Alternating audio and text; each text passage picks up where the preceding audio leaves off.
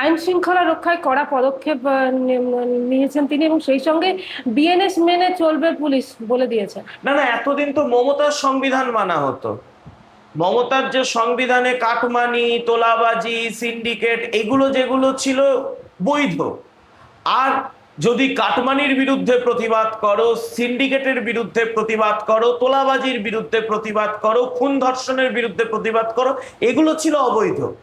এতদিন পশ্চিমবঙ্গে মমতা ব্যানার্জির কথাঞ্জলির সংবিধান চলতো, সেটা নয়। পুলিশ কাজ করবে বিএনএস অনুযায়ী।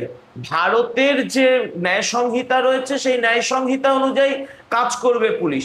সেই স্বাধীনতাটা তো পুলিশের থেকে কেড়ে নেওয়া হয়েছিল। এই যে আমরা পুলিশকে দলদাস বলতাম, স্থানীয় স্তরে পুলিশের কোনো দোষ ছিল না। যদি কোনো পুলিশ মেরুদণ্ড দেখিয়ে কাজ করতে চাইতো তাকে ট্রান্সফার করে দিত। এই ওয়েলফেয়ার বোর্ড কি পরিমাণে পুলিশদের উপর অত্যাচার করেছে আপনার কোনো ধারণা নেই। কোনো পুলিশকে নিরপেক্ষ থাকতে দেয়নি। এই হাতে গোনা কয়েকটা চোর চিটিংবাজ তৃণমূলের পোষ্য এই পুলিশ অফিসারগুলো, যেগুলোকে আপনি দেখলেন না, সাসপেন্ড হচ্ছে বিনীত গোয়েল থেকে শুরু করে জেলে যাচ্ছে শান্তনু সিনহা বিশ্বাস। এই পুলিশের স্বরূপ দেখেছেন আপনি অন্য কোনো রাজ্যে?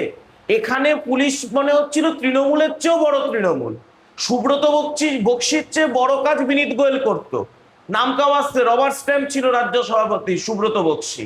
আসল কাজটা করতো রাজীব কুমার, শান্তনু সিনহা বিশ্বাস এরা। তো পুলিশ কাজ করবে যে কাজ মানুষ চায়। মানুষ পুলিশকে দলদাস হিসেবে দেখতে চায় না, আইনের রক্ষক হিসেবে, সাধারণ মানুষের রক্ষক হিসেবে দেখতে চায়। পুলিশ দুষ্কৃতীদের ভয় যেন টেবিলের তলায় না লোকায়। পুলিশ যেন কোনো উড়ন্ত লুঙ্গির দুরন্ত লাথি না খায়।